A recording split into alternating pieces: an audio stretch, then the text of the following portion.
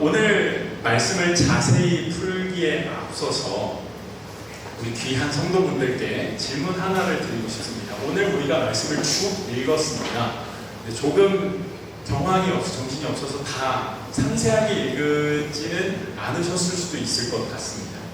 근데 다만 이 본문은 굉장히 익숙한 본문입니다. 이스라엘 왕 다윗이 하나님의 법궤를 모셔오는데 다윗은 그 앞에서 힘껏 춤을 춥니다. 물론 첫 번째 실패를 해서 두 번째 힘껏 춤을 추는데 얼마나 힘있게 추었는지 옷이 다 벗겨진 모양입니다. 이것을 본 다윗의 이제 지금은 아무튼 정실이죠. 왕후였던 미갈이 다윗을 업신여기고 다윗을 비난하자 다윗은 그런 미갈을 꾸짖게 됩니다. 결과적으로 미갈은 자식이 없는 채로 죽게 된다라는 말씀이 오늘의 내용인데요.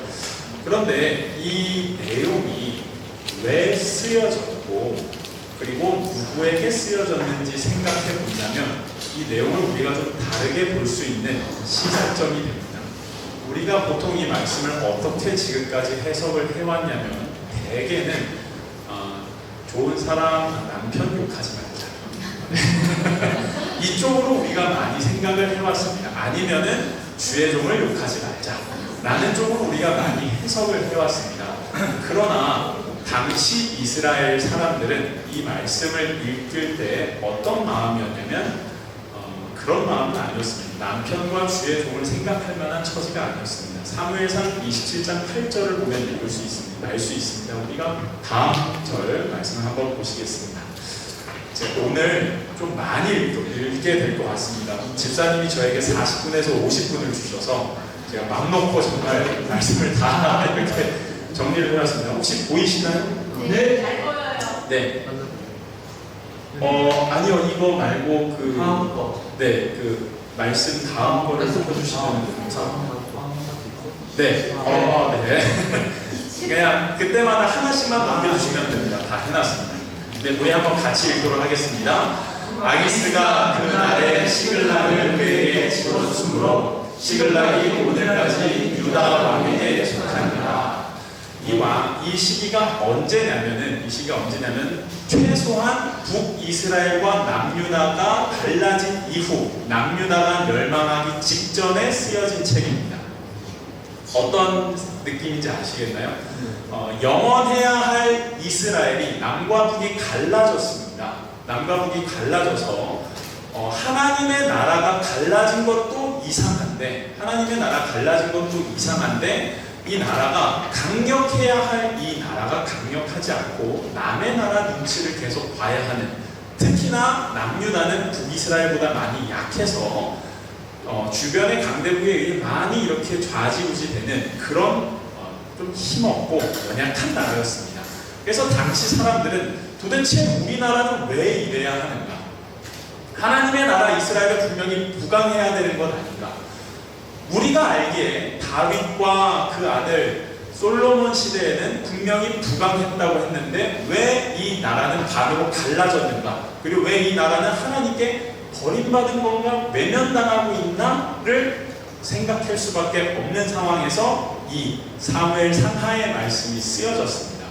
그러니 이 말씀을 볼 때 이스라엘 백성은 주의 종을 욕하면 안 되겠구나, 혹은 남편 욕하면 안 되겠구나 라는 시각으로 이 성경 말씀을 본 것이 아니라 우리나라는 왜 갈라졌으며 왜 하나님의 나라는 이렇게 무너졌는가 라는 고민을 하면서 이 말씀을 본 셈이 됩니다. 한번 생각해 보셨으면 좋겠습니다. 다윗은 솔로몬을 낳았는데 솔로몬 이후에 그 나라가 급격하게 무너졌습니다. 한번 생각해 볼 수 있지 않겠습니까? 왜 다윗은 정실 미갈을 통해 황태자를 낳지 않고 불륜을 저지른 밧세바를 통해 도덕적 결함이 분명히 있는 솔로몬을 통해서 이 나라를 이끌어야 했을까? 만약 이런 다툼이 없는 정실, 황태자가 있었으면 이 위험은 없었지 않았을까라는 고민을 한번 해보았을 겁니다. 물론 이 본문은 그거를 중심으로 하지는 않습니다. 다만 이 말씀을 당시 읽었던 이스라엘 백성의 입장에서 많은 고민을 했을 때 이 본문을 다시 보자는 것입니다. 그래서 우리가 이런 마음으로 오늘 말씀이 사무엘하 6장의 말씀을 볼 때 조금 다른 시선으로 보게 됩니다.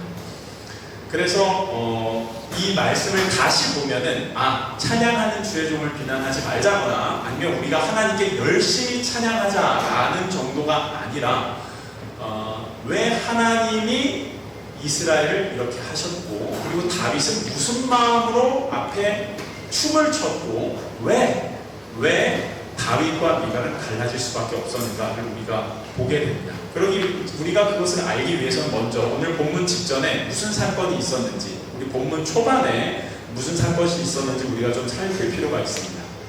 바로 우사 사건입니다.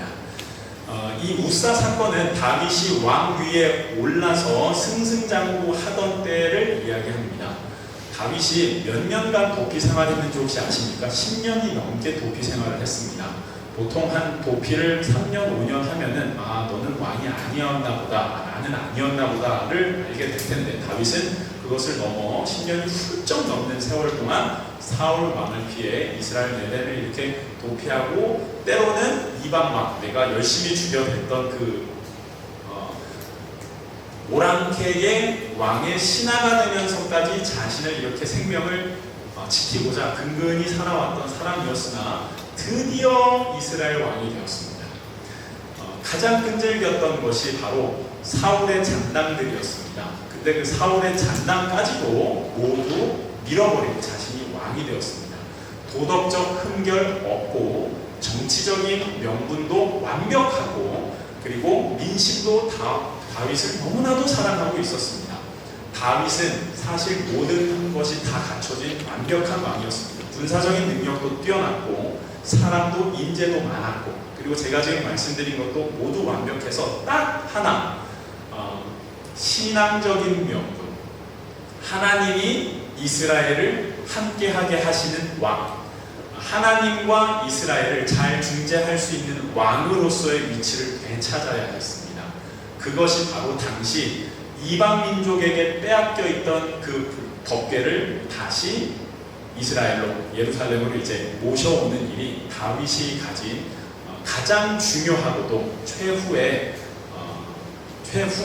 왕으로서의 최후의 이제 과업 같은 내용이었습니다. 왜냐하면 이때까지는 아직 사울파와 다윗파가 좀 갈등이 있었는데 하나님이 이스라엘을 다윗을 통해 일하신다라는 것이 확정되면은 다윗 입장에서 이제 앞으로 소위 말해 이제 꽃길만 있는 그런 상황이 펼쳐지는 셈이었습니다.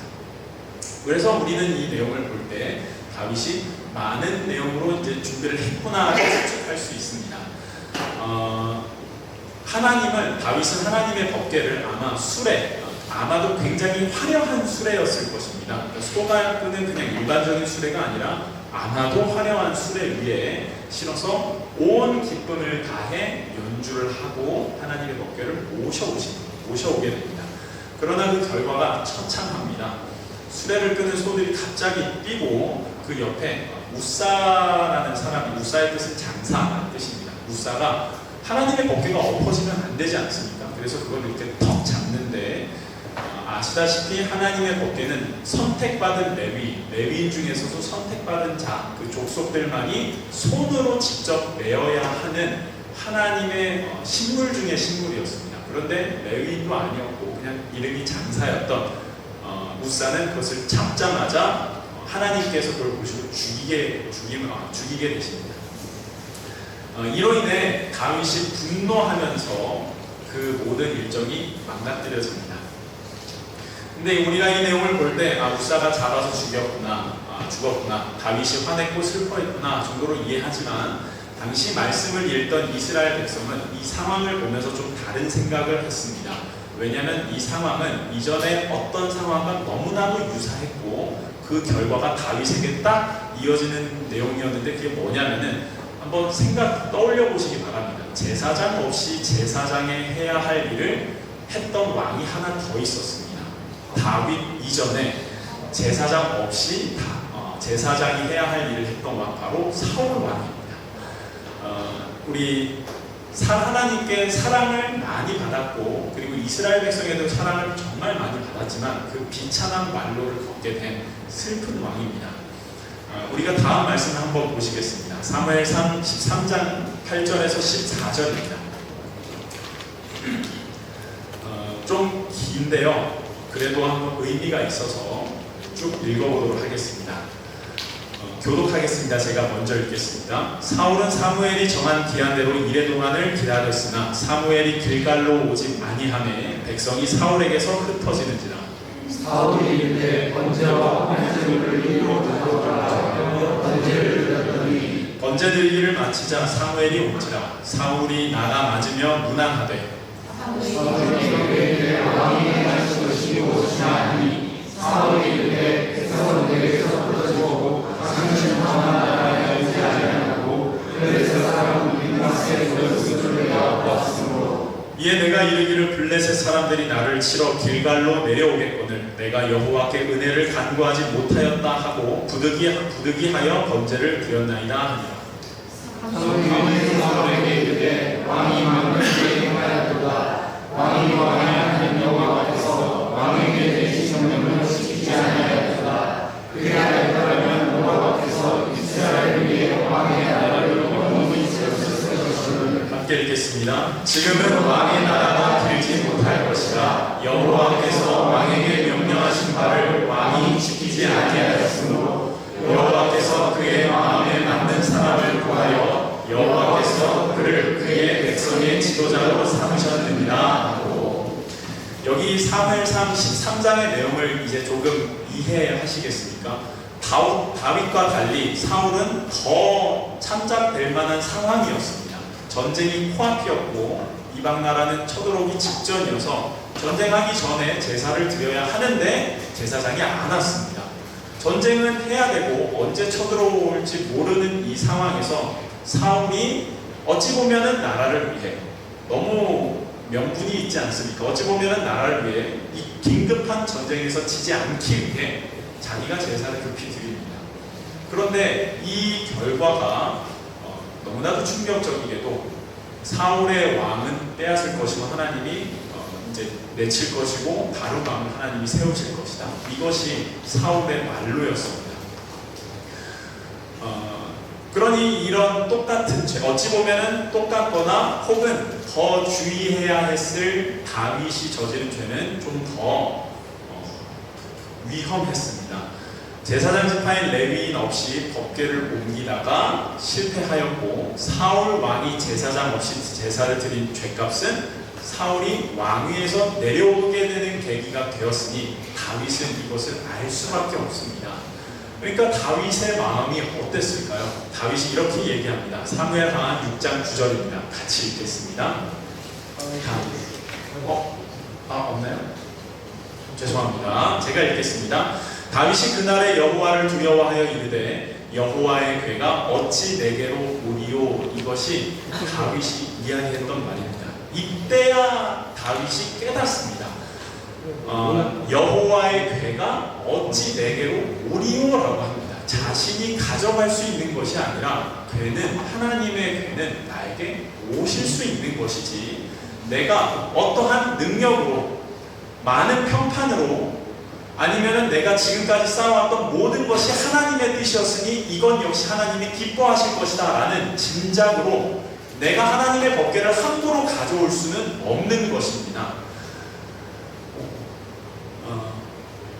여호와의 법궤가 나에게 올 자격이 없고 그리고 그런 나는 왕이 될 자격이 없습니다. 법궤가 올 자격이 없는 나, 왕이 될 자격이 없는 나, 승승장구하다가 교만했던 나머지 나락으로 떨어진 사울 왕처럼 너무나도 똑같이 자신의 모습이 하나님 앞에 이게 놓여져 있는 상황입니다. 여호와에게를 가지고 가는 줄 알았는데 오는 것이었고 이제 보니 다윗이 보기에 하나님은 나에게 오실 아무런 이유가 없습니다. 이제 다윗은 법궤는커녕 자신의 왕위를 걱정해야 할 처지에 빠졌습니다. 귀한 성도 여러분, 다윗의 이 고백을 잘 기억해 주시기 바랍니다. 다윗은 오늘 사무엘하 6장에 이 고백을 한 사람이었습니다. 하나님의 말씀대로 순종하지 않은 것은 사울과 다윗 둘 다 같았습니다. 그러나 여호와에게가 어찌 내게로 오리오라고 이 고백이야말로 사울과 다윗이 다르게 가는 시작이었습니다. 이후 하나님이 어떻게 하시나요? 다윗은 오베데돔의 집에 법궤를 두게 됐는데 하나님은 오베데돔의 집에 복을 주심으로 다윗에게 간접적으로 한 번 더 기회를 주시게 됩니다. 하나님 앞에 죄 지은 다윗을 용서하고 기회를 주신 것인데 여기에서 오해하시면 안 될 것은 다윗이 회개했기 때문에 하나님이 다른 길을 주셨다라고 한 번에 가시면 안 됩니다. 다윗이 회개할 수 있었던 것은 하나님이 다윗을 죽이시지 않고 다윗이 아닌 웃사를 치심으로써 다윗이 은혜를 입게 된 셈입니다. 다윗의 회개는 결국 핏값이 필요했고 자신의 이 실수로 인해 웃사는 죽어야만 했으며 다윗은 여전히 잘한 사람, 잘 회개한 사람 이전에 하나님의 경고가 없다면 회개할 수 없는 역시 사울과 동일한 실력을 가진 연약한 사람입니다. 우리가 신자가 되면 더 나은 도덕성과 더 나은 지식과 더 나은 판단력을 가지게 된다라고 우리가 오해하게 되는데 사실 우리는 그러지 않습니다. 우리는 믿지 않는 자들과 크게 다름이 없는 동일한 죄인입니다. 하나님이 우리가 도덕적인 탁월함 때문에 다른 이보다 좀 더 낫기 때문에 하나님에 대한 지식을 가졌기 때문에 하나님이 우리를 백성으로 삼아주시는 것이 결코 아니라 죄인임에도 불구하고 택하신 하나님의 은혜가 크기 때문에 우리가 하나님 앞에 설 수 있는 것입니다. 여기에 대해 동일한 성경 구절이 있습니다. 에스겔서 말씀입니다. 에스겔서 말씀 좀 잘렸나 보네요. 할렐루야. 하나님이 이스라엘과 우리가 보통 가장 악한 자 혹은 악한 집단을 이야기하면 보통 어디를 얘기하나요? 소돔과 고모라를 이야기하고 그리고 당시 이스라엘 백성은 그보다 못한 변절자 비슷하게 사마리아를 생각했습니다. 여기에 대한 하나님의 말씀입니다. 제가 읽겠습니다. 주 여호와의 말씀이니라 내가 나의 삶을 두고 맹세하노니 내 아우 소돔 곧 그와 그의 딸들은 너와 내 딸들의 행위같이 행하지 아니하였느니라. 사마리아는 내 죄의 절반도 범하지 아니하였느니라. 내가 그들보다 가증한 일을 심히 행하였으므로 내 모든 가증한 행위로 내 형과 아우를 의롭게 하였느니라. 우리가 착각하고 자주 오해하는 것이 소돔과 고모라의 시대로 가면 종말이다, 참 말세다 이렇게 생각하지만 이스라엘이야말로 소돔과 고모라 혹은 자신들이 비도덕하다 하나님을 모른다 욕했던 사마리아보다 더 악한 것이 이스라엘이었습니다. 그들보다 나았기 때문에 구원받았다라고 생각하시면 결코 안 됩니다. 이스라엘은 지구상에 비유하자면 지구상의 그 어떤 족속보다 하나님을 강하게 배반하고 말씀을 알았음에도 불구하고 더 강력하게 죄를 지었던 사실 하나님 앞에는 조금도 은혜 받을 자격이 없던 그런 백성이 바로 이스라엘이었습니다. 우리가 하나님의 구원을 생각했을 때 회개했으니까 하나님이 살려줬을 거야. 저렇게 했으니까 하나님이 구원해 주신 거야 라고 하게 되면 그 전에 중요한 하나를 우리가 빼먹게 됩니다. 우리가 구원받게 된 것, 우리가 하나님의 백성이 된 것은 그 전에 먼저 하나님의 너는 내 백성이다. 너는 나의 자녀이니 이후에 너가 어떤 상황에 빠질지라도 나는 너를 포기하지 않을 것이다. 너는 나의 백성이다. 너를 매섭게 혼내고 꾸중할지언정 너를 포기하지 않겠다. 라는 하나님의 택하심과 은혜가 있었기 때문에 우리 비로소 회개가 있고 하나님을 향한 사랑을 이야기할 수 있는 상황에 나아가게 됩니다.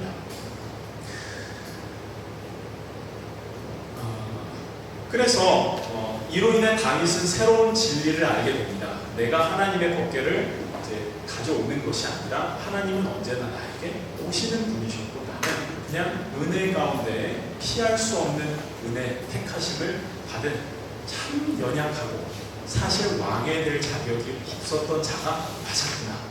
가장 교만했을 때 결국 하나님의 이 놀라우신 일하심으로 말미암아 겸손을 다시 되찾게 되고 어떻게 하나님 앞에 행해야 될지 알게 됩니다. 그러니 이 우사 사건으로 드러난 교훈은 이것입니다. 하나님이 누구이십니까? 첫 번째, 죄를 일깨워 주시는 분. 자녀의 죄를 포기하지 않고 일깨워 주시는 분. 아프더라도 꾸짖어 주시는 분. 두 번째, 자복하는 자를 용서해 주시는 분입니다. 하나님은 그렇게 하셔서라도 복 주시기를 멈추시지 않습니다. 어떻게 하든 그 자녀에게 복을 주시기를 작정하시고 일하시는 분이십니다. 그래서 오베데돔의 집에 복을 주심으로 다윗에게 다시 복을 주시기를 멈추시지 않는데, 죄송합니다. 제가 가운을 벗겠습니다. 너무 땀이 계속.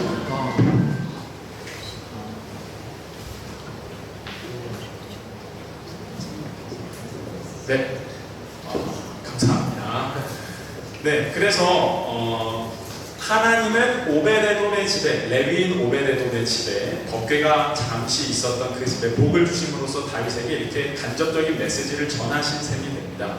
다시 가져와도 된다라고요. 그래서 다윗이 법궤를 모시고 어떤 제사를 드리냐면, 죄송합니다. 중간에 큰일 날 뻔했네요. 그래서 다윗은 이후 다시 이 죄를 반복하지 않으려고 다음 말씀 해주시기 바랍니다. 죄송합니다. 네, 계속 가겠습니다. 그 다음 속도는? 아닙니다. 그 전입니다. 죄송합니다. 일단은 계속 가겠습니다.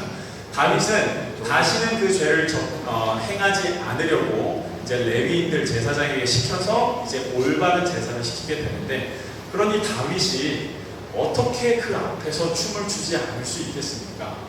나는 왕이 아닌 줄 알았는데 이제 깨달았는데 하나님이 다시 기회를 주셔서 왕위를 지켜주셨고 다시 하나님의 백성으로 살 수 있는 기회를 주셔서 그 앞에 이제는 채통이고 뭐고가 없이 있는 힘을 향해 춤을 추며 하나님의 법궤를 모셔오게 됩니다. 그러니 우리가 하나님을 찬양해야 된다 이전에 하나님이 기뻐하시는 찬양이 무엇인지 우리가 알 수 있습니다. 사실 여기에 대한 내용을 좀 더 깊이 가고 싶은 내용이 많은데요. 그러면 우리가 오늘 3시간을 해야 되니까 네, 일단 계속 진행하겠습니다. 그래서 이런 다윗이 이제 하나님의 법궤를 모시고 어떤 제사를 드리냐면 번제와 화목제를 드립니다. 번제는 이스라엘의 모든 죄를 불태우는, 모든 재물을 싹 다 불태우는 가장 전형적인 속죄를 위한 제사이고, 화목제는 비교적 안 좋은 재물도 드릴 수 있는, 놀랍게도 우리는 항상 하나님께 흠없는 재물을 드려야 된다고 생각하지 않습니까? 그런데 화목제는 여기에서 좀 예외입니다. 비교적 흠이 심하지 않고 조금은 허락되는 그 재물을 하나님께 바쳐서 이 고기를 모든 백성과 함께 나누어 먹을 수 있는 참 신기한 제사입니다. 하나님과의 화해, 하나님의 은혜로 인한 기쁨이 강조되는 제사입니다. 그래서 이 번제와 화목제를 잘 드린 후에 이스라엘 백성을 다 축복하고 이제 드디어 네가 내게로 돌아옵니다. 범죄했던 다윗은 죄인을 용서하고 기회를 주시고 기업고 복을 주시고야만은 하나님의 이 한거할 수 없는 은혜를 다 받았고, 우리가 하나님께 은혜를 받게 되면은 당연히 나오는 반응이 있는데, 그것이 뭐냐면은 이 은혜를 다른 이에게 나눠주는 일입니다. 우리가 하나님의 복음을 너무 잘 깨달아서 하나님 너무 감사합니다 라고 하면은 나만 은혜 누리는 것이 아니라 항상 다른 이에게 복음을 전하려 애쓰는 것이 바로 전형적인 하나님의 은혜의 이 흐름과 물결입니다. 그래서 백성을 먼저 축복하고, 왕이니까 백성을 먼저 축복하고, 그리고 왕으로서 축복한 후에 그 다음 가장으로서 자신의 집을 축복해야 할 의무가 있었습니다. 그래서 첫 번째로 자기 아내로 갑니다. 우리 20절 상반절을 보시겠습니다. 네, 여기 상반절, 네네, 방금 그거 맞습니다. 네네, 여기 첫 번째 줄에 다윗이 자기의 가족에게 축복하러 돌아오네 라고 합니다. 근데 그 와중에 사울의 딸 미갈이 나오게 됩니다. 성경이 되게 미묘하게 이야기합니다. 다윗의 아내 미갈이 아니라 사울의 딸 미갈입니다. 이 내용은 성경이 미갈을 어떻게 보고 있고 다윗이 미갈을 어떻게 보고 있으며 미갈 스스로가 자신을 누구로 생각하고 있는지 간접적으로 보여주는 내용이기도 합니다. 이제 사실 이렇게 열심히 일하고 돌아온 가장이 있으면은 이제 빈말이라도 고생했다, 수고했다, 아까 옷 벗겨졌는데 열심히 하더라 이렇게만 얘기해줘도 됐을 텐데 사울의 딸 미갈이 나와서 뭐라고 하냐면은 이스라엘 왕이 오늘 어떻게 영화로우신지 비꼬기 시작합니다. 방탕한 자가 염치 없이 자기 몸을 드러내는 것처럼 오늘 그의 신복의 계집종의 눈앞에서 몸을 드러내셨도다. 미갈이 좀 너무했죠. 남편이 열심히 하고 왔는데, 근데 사실 미갈이 이렇게 말하는 이유는 원인이 있습니다. 원래 미갈은 사무엘상에 나타나는 미갈은 다윗에게 푹 빠진 여인이었습니다. 다윗을 사랑하던 사람이었고 강단도 있는 사람이었습니다. 사무엘상 19장에 다윗이 미갈의 아버지 사울 왕으로부터 죽임을 당할 위기에 처합니다. 다음 말씀 잠깐 보여주시기 바랍니다. 이렇게 사울이 단창으로 다윗을 벽에 박으려고 합니다. 굉장히 강한 표현 아닙니까? 죽이는 것이 아니라 창을 이렇게 꿰뚫어서 벽에 박으려고 이렇게 하는데 다윗이 이렇게 도망을 치게 됩니다. 이때 다윗이 도망을 계속하면서 미갈의 도움을 통해서 겨우 살아남는 사건이 바로 이 내용입니다. 비록 거짓을 구하기는 했습니다. 그러나 자기 남편 다윗이 자기의 아버지에게 죽임을 당할 때 가려준다면, 막아준다면 자신도 죽임을 당할 수 있는 이 위험을 뻔히 알고 있음에도 불구하고 기꺼이 위험에 스스로 처해서 다윗을 지켜줍니다. 이것이 미갈이 보여준 멋있는 모습입니다. 그런데 이렇게 다윗이 미갈에게 목숨을 빚진 사람이 되었는데 다윗이 어떻게 미갈에게 갚아줬는지 우리 다음 말씀을 보시겠습니다. 제가 읽겠습니다. 아비가일이 급히 일어나서 나귀를 타고 그를 뒤따르는 처녀 5과 함께 다윗의 전령들을 따라가서 다윗의 아내가 됩니다. 다윗이 또 이스라엘 아히노암을 아내로 맞았더니 그들 두 사람이 그의 아내가 된다. 사울의 딸 다윗의 아내 미갈을 갈림에 사는 나이스의 아들 발디에게 주었더라. 성경이 의도적으로 이렇게 배열해 놓은 순서입니다. 다윗이 사울에게 죽임을 당할 뻔했으나 그 사울은 다윗의 아내가 된 미갈을 다른 사람에게 주지는 않았습니다. 여전히 다윗의 아내로 두었는데 다윗이 도피 생활을 하다가 자신을 위해 목숨을 걸고 자기를 지켜준 그 아내 미갈을 배반하고 다른 아내를 이렇게 구하게 되는 못된 모습을 보이게 됩니다. 성경은 의도적으로 그 다음에 이래서 그런 겁니다 라는 것처럼 사울이 그의 딸 다윗의 아내 미갈을 갈림에 사는 나이스의 아들 발디에게 주었더라 라고 하고 미갈이 그리고 사울이 어떤 마음이었는지 왜 이렇게 했는지를 간접적으로 보여주는 전형적인 성경의 배치 방식입니다.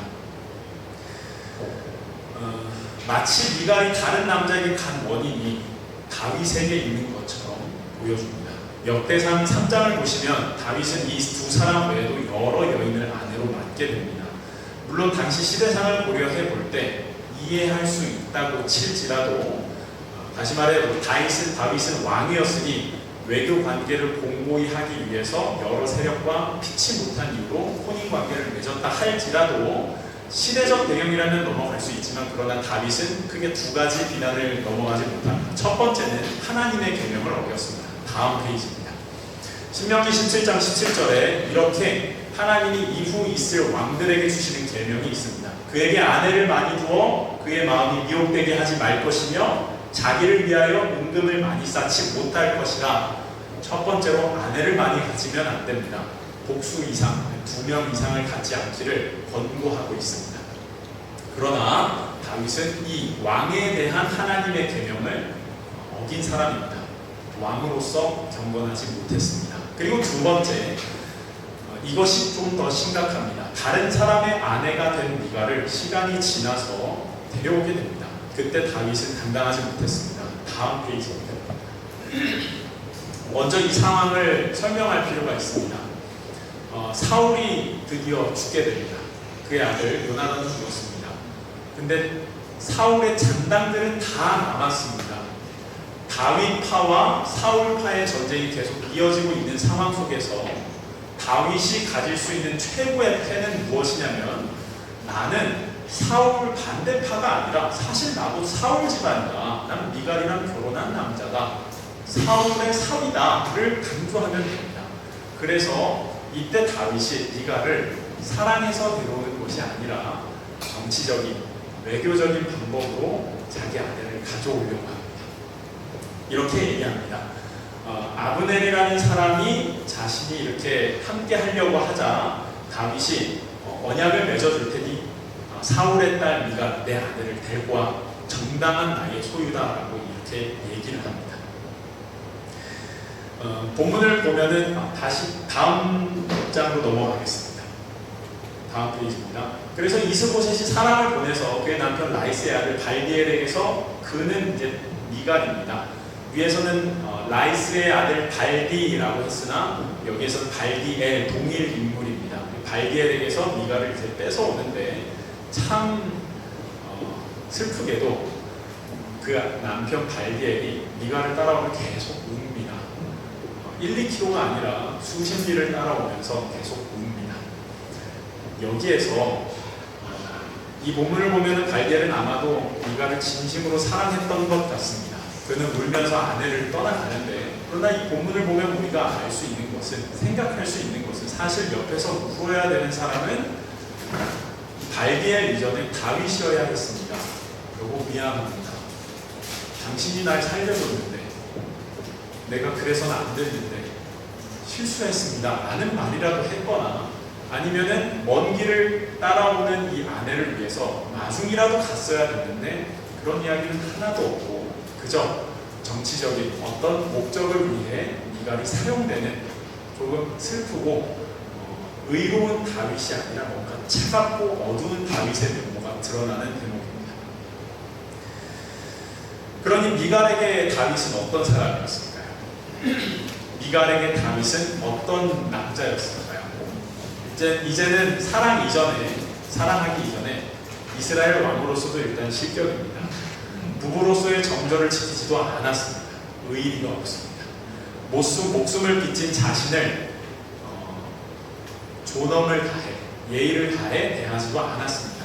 이제 다시 미갈의 말을 보시겠습니다. 6장 20절인데요. 미갈은 이렇게 말합니다. 방탕한 자가 염치 없이 자기의 몸을 드러내는 것처럼. 방탕한 자는 언제 자기의 몸을 드러낼까요? 음행할 때입니다. 당신은 음행한 사람이다, 당신은 정절을 지키지 않는 사람이다를 꼬집는 겁니다. 그리고 그 다음, 오늘 그의 신복의 계집종의 눈 앞에서 라고 합니다. 왜 미갈은 왕의 아내들이 보는 앞에서가 아니라 신복의 계집종이라고 할까요? 이 뜻입니다. 내가 네 아내가 아니야. 나는 너의 신복 발디엘의 아내야. 나는 너 남편으로 인정 안 해. 돌아온 줄 알아 라고 하는 셈입니다. 앞에서 왕인 것처럼 춤을 추냐? 너가 무슨 자격이 있다. 굉장히 지혜롭지 않습니까? 성경 보면서 중간중간 소름이 돋긴 하지만은 이걸 진짜 똑똑하구나 라고 이제 감탄했던 대목 중 하나입니다. 하지만 이 말을 들은 다윗은 어떻게 했나요? 다윗은 스스로의 왕의 자격이 없음을 깨달은 사람입니다. 아까 전에 우리가 충분히 이야기하지 않았습니까? 다윗은 나는 왕의 자격이 없고 어찌 하나님의 법궤가 오리요, 심지어 순간 사울의 운명이 자신의 운명임을 직관했던 그런 사람이고, 방금 전까지만 해도 나는 자격이 없는 자다, 무슨 위험이고 그런 것이 다 하나님 앞에 다 옷이 벗겨질 정도로 열심 있게 춤을 추던 사람이 하나님을 배웠어야 했던 사람이, 은혜를 받아서 하나님의 이 죄인을 용서해 주는 은혜를 받은 사람이, 흘려내야 하는 사람이 하나님께 받은 축복을 가지고 축복해야 하는 이 다윗이 미갈에게 뭐라고 하는지 우리가 보시겠습니다. 오늘 본문 21절입니다. 다윗이 미갈에게 이르되 이는 여호와 앞에서 한 것이라. 그가 내 아버지와 그의 온 집을 버리시고 나를 택하사 나를 여호와의 백성 이스라엘의 주권자로 삼으셨으니 내가 여호와 앞에서 뛰놀리라. 맞는 말입니다. 신학적으로도 맞는 말이고 옳은 말입니다. 여기서 다윗은 자신이 하나님께 받았던 은혜를 나누고 축복하기보다 아주 잔인한 비아냥과 저주의 말을 합니다. 답을 얘기했을 뿐인데도 저주가 됩니다. 너와 너의 아버지와 그의 온 집은 버림받았다. 너도 버림받았다. 이런 얘기입니다. 내가 여호와의 백성 이스라엘의 주권자다. 그러니 내가 여호와 앞에서 뛰놀리라. 귀한 성도 여러분, 여기에서 어디 하나님의 은혜로 왕된 자의 겸손함이 보입니까? 겸손함은 전혀 없습니다. 여기 어디 용서받은 자의 기쁨이 있습니까? 하나도 없습니다. 그리고 그 다음 말로 다윗은 쐐기를 박습니다. 내가 이보다 더 낮아져서 스스로 천하게 보일지라도 내가 말한 바 계집종에게는 내가 높임을 받으리라 한지라. 다윗은 내가 아무리 낮아져도 너보다는 높아질 거다라고 이야기한 셈입니다. 그 계집종이 미갈을 뜻한 것을 알고 있습니다. 그러니 너보다는 내가 아무리 낮아져도 너보다는 내가 높을 거야 라고 말합니다. 그 결과가 무엇인가요? 사울의 딸 미갈이 죽는 날까지 그에게 자식이 없느니라 라고 합니다. 오해하시면 안 됩니다. 물론 하나님의 엄한 질책과 벌이 포함될 수 있었으나 하나님은 하나님이 미갈의 태를 닫으셨다라고 하지 않습니다. 미갈이 그에게 죽을 때까지 자식이 없는 것은 과연 미갈의 탓인지 다윗의 탓인지 아니면 둘 모두가 가지고 있는 결함 때문인지 생각하게 합니다. 귀한 성도 여러분, 오늘 말씀은 우리에게 이렇게 얘기합니다. 과연 미갈에게 자식이 없는 것이 다윗에게 복이 맞나? 미갈에게 통쾌한 복수가 맞았나? 아니면 반대로 다윗에게라도 통쾌한 복수가 맞았나? 라고 말합니다. 없습니다. 그런 거는 하나도 없습니다. 드러난 건 그저 하나님의 은혜만 드러났고 반대로 인간은 그 악한 죄성만이 드러났습니다. 하나님은 우리에게 한없이 은혜를 베푸셨으나 그 은혜 받은 다윗은 하나님께 받은 것을 나누지 않고 하나님을 닮아서 용서하려 하지도 않습니다. 또 미갈 역시 다윗을 용서하지 않습니다. 너무 정확하게 해답만 그 현실, 정답을 이야기했습니다. 다 이야기해놓고 맞잖아. 너가 지은 죄 맞잖아. 너 이렇게 나쁜 짓 했잖아.를 다윗이 깨달을 정도로 날카롭고 자기의 지혜를 담아서 아프게 꼬집었습니다. 낱낱이 기억해서 찬양을 마치고 온 다윗을 정죄합니다. 여기에는 옳은 사람만 있고 또 동시에 죄인밖에 없습니다. 그저 하나님만 죄 없이 선하시고 의로우실 뿐입니다. 이것이 바로 다윗과 미갈만의 이야기가 아니라 우리의 이야기이기도 합니다. 이제 우리가 알 수 있습니다. 북이스라엘과 남유다가 갈라진 혹은 하나님의 나라여야 했을 이스라엘이 하나님의 나라답게 되지 않았던 물론 여러 가지 이유가 있었으나 그 중 하나가 무엇인가? 하나님이 신실하지 않으셨는가? 아닙니다. 하나님은 너무나도 신실하셨습니다. 왕의 자격이 없는 다윗에게 은혜를 베푸사 그 아내를 용서할 수 있는 계기를 주셨습니다. 다윗의 언약을 지키지 않는 그 거짓말하는 다윗의 언약, 내가 너희의 집을 영원하게 하리라 라는 말을 지키시지 않으신 것이 아닙니다. 사람이 있는 힘껏 하나님의 말씀과 진리를 거부하고 분노와 타탐과 정죄의 자리로 나아갔습니다. 하나님은 자비와 사하심, 복주심의 본을 보이셨으나 우리가 그것에 순종하지 않았습니다. 이스라엘이 남과 북으로 갈라진 이유는 물론 솔로몬이 말년에 부패했기 때문입니다만 그 이전의 시작은 바로 여기에 있었다라는 것을 알 수 있습니다. 여기에서 중요하게 볼 것은 두 사람 모두 틀린 점이 없다라는 점입니다. 다윗은 신학적으로도 현실적으로도 옳고 바른 말을 했고 미갈 역시 신학적으로도 그리고 현실적으로도 옳은 말을 했습니다. 둘 다 트집 잡은 때가 없으나 두 사람 모두 하나님께 시험받은 자라는 하나님께 시험을 받았으나 구원을 받은 자라는 인식이 없을 뿐이었습니다. 다윗은 왕의 자격이 없으나 왕이 된 자로서, 그리고 미갈은 왕의 딸이었으나 그 못난 남편으로 인하여 구원을 받아 여전히 여왕으로 있을 수 있는 자격이 겨우 생겼다는 점을 미갈은 생각하지 않고 있습니다. 하나님은 못난 다윗을 통해 미갈을 구원하셨고, 또 하나님은 못난 다윗을 왕의 자격이 없음에도 불구하고 구원하셨습니다.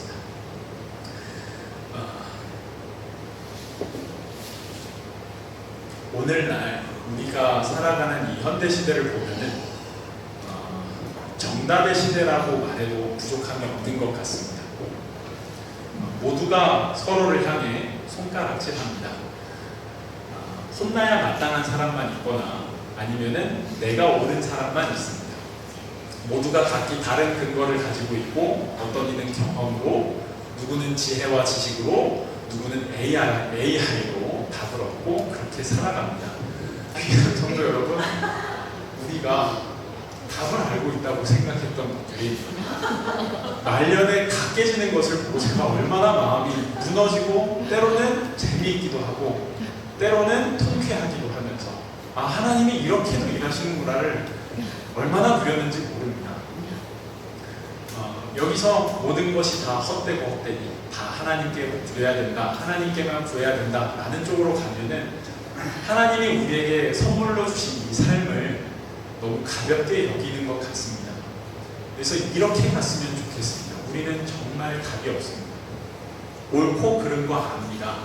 정답 알고 있고 그 상황을 어떻게 해결해야 될 거 아는데, 그것이 우리에게 생명을 주거나 공동체에 위로를 주지도 않고 우리를 하나님의 자녀된 길로, 예수 그리스도 닮는 길로 이끌어 가지도 않습니다. 여기에 대한 하나님의 말씀이 있습니다. 에베소서 4장 31절에서 32절의 말씀입니다. 마지막 말씀입니다. 이제 다 끝났습니다. 네, 우리 한번 같이 읽도록 하겠습니다. 제가 마지막 두 절만 읽겠습니다. 너희는 서로 모든 악독과 모함과 분냄과 떠드는 것과 비방하는 것을 모든 악의와 함께 버리고 서로 친절하게 하며 불쌍히 여기며 서로 용서하기를 하나님이 그리스도 안에서 너희를 용서하신 바 같이 하라. 네. 교회 안에 놀랍게도 악독과 노함, 분냄, 떠드는 것, 남을 욕하는 것과 비방하는 것이 다 있다고 합니다. 여기에서 하나님은 우리에게 그 죄를 날카롭게 분별해서 매섭게 꾸짖고 다시는 너희 중에 그 죄가 없도록 해라가 아니라 친절하게 해라, 불쌍히 여겨라, 용서해라. 예수님이 너희를 용서하신 거지. 하나님이 그리스도 안에서 너희를 용서하신 것처럼 용서해라 라고 합니다. 왜냐하면 우리는 답이 없는 사람들입니다. 답이 있는 것 같아 보이지만 진실로 된 답은 없습니다. 우리가 할 수 있는 것이라고 보자 정답으로 정죄하는 것, 정답으로 책임자를 찾아내는 것, 정답을 통해서 이 사람이 그러니까 이렇게 된 거다 라는 생명 없는 말, 예수 닮게 하는 말이 아니라 나의 마음에 시원한 말만 내뱉습니다. 다윗과 미갈이 소름 끼치게 정답만 이야기하는 것 우리가 다 보지 않았습니까? 둘 다 명확하게 정답을 이야기했으나 둘 다 생명이 없는 것도 보았습니다. 우리에게 답이 없습니다. 그래서 용서할 수밖에 없고, 그래서 긍휼히 여길 수밖에 없고, 그래서 예수 닮은 사람밖에는 할 도리가 없습니다. 우리에게 주어진 것, 가장 귀하고 영원하며 사라지지 않는 것이 바로 이 예수 닮은 겸손을 가진 용서함. 그럴 수 있습니다. 긍휼, 나도 그랬습니다. 사랑, 예수 아니면 우리 희망이 없습니다. 나도 그랬습니다. 나는 이 인내, 동행밖에 우리가 없는 것을 봅니다. 마지막으로 제가 시니어 한 분의 이야기만 나누고 말씀 마치겠습니다. 귀한 분이 얼마 전에 소천하셨습니다. 시니어를 맡다 보면은 이제 중점으로 하게 되는 사역이 장례 예배를 드리면 그 전에 이분의 이제 마지막 순간을 계속 찾아갑니다. 두려워하시는 분 계시고, 묵묵 담담하게 바지하는 분도 계시고, 그리고 과거를 회상하시기도 합니다. 동일한 내용이 있는데 그분들 중 어느 하나 자신이 잘했다라고 이야기하는 분은 없고, 그냥 이거 하나는 잘했다라고 너무나도 똑같이 이야기합니다. 그게 뭐냐면 상처가 참 많은데 교회에 섬겼던 것, 내가 너무 억울하고 아팠는데도 예수님 닮으려고 노력했던 것, 사랑했던 것, 남에게 빚을 줬던 것, 내가 빚을 이렇게 받은 게 아니라 남에게 갚지 못할 거 줬던 것밖에 안 남고, 그거 가지고 예수님 만나러 갑니다. 우리에게 참된 것, 영원까지 남아있는 것이 무엇인지 우리가 알고 있습니다. 우리가 이 동일한 시험과 연단의 장기에 서 있습니다. 답 알고 있으나 그거 내려놓고 답이 없는 사람처럼, 예수님밖에 없는 사람처럼 오늘 하루 살아내시는, 앞으로도 그렇게 살아내셔서 하나님의 나라 갖고 나가시는 귀한 장년부 여러분 되시기를 마음다해 축복합니다.